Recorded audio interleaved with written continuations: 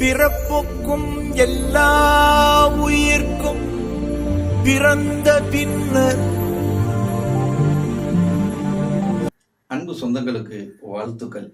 திருக்குறளும் திருக்குரானும் நிகழ்வில் இன்று நாம் பார்க்க இருப்பது கண்ணோட்டம் இல்லவர் கண்ணிலர் கண்ணுடையார் கண்ணோட்டம் இன்மையும் இல்.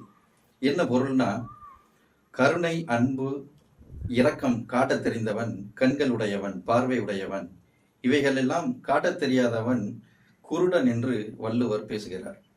வல்லல் நபி ஸல்லல்லாஹு அலைஹி வஸல்லம் அவர்கள் என்ன கூறுகிறார்கள்னா, இர்ஹம் மாஃபில் அர்ல் யர்ஹமு மாஃபிஸ் ஸமா, பூமியில் உள்ளவர்கள் மீது இரக்கம் காட்டுங்கள், வானில் உள்ளவன் உங்கள் மீது இரக்கம் காட்டுவான் என்று வல்லல் நபி கூறுகிறார்கள். கடையல் வல்லர்களின் வரலாறுகளை நாம் படித்திருப்போம். முல்லைக்கு தேர் கொடுத்தான் பாரி, மயிலுக்கு போர்வை கொடுத்தான் பேகன், ஒரு பசுவிற்கு நீதி வழங்கினான் மனுநீதி சோழன் என்று நாம் வரலாற்றிலே படித்திருப்போம்.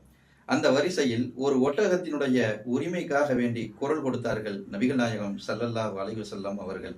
பேசும் திறனற்ற உயிர்களின் உணர்வுகளை புரிந்து கொள்வது அவ்வளவு எளிதான காரியம் அல்ல மனிதனுக்கு.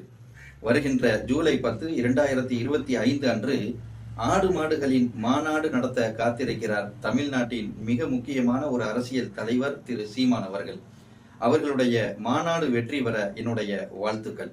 30 ஆண்டுகளுக்கு முன்னால் வீரத்தந்தை பழனிபாபா என்கின்ற ஒரு மகத்தான தலைவன் எருமை மாடுகளின் மாநாடு நடத்தினார். அது ஒரு புரட்சிகரமான செயல்.